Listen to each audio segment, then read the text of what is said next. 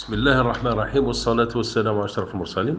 بالنسبة للارتفاع الملحوظ في هذه الأيام لمادة البيض، هي هو عزوف حوالي 20 إلى 30% من المربين في فترة ما بين جويي وجويي أوت، ومما أدى إلى ارتفاع أسعار مادة البيض.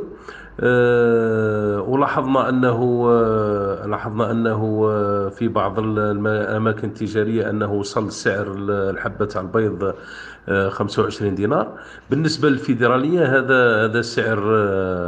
هذا سعر مبالغ فيه. وإحنا احنا السعر تاع البيض من المفروض ما يفوتش 20 دينار لحبة البيض الواحدة. أما بالنسبة للانخفاض الأسعار، إن شاء الله راهو بدأوا الفلاحين يستأنفوا النشاط نتاعهم. إن شاء الله من حوالي شهر ولا شهرين يكون استقرار هناك في الأسعار إن شاء الله.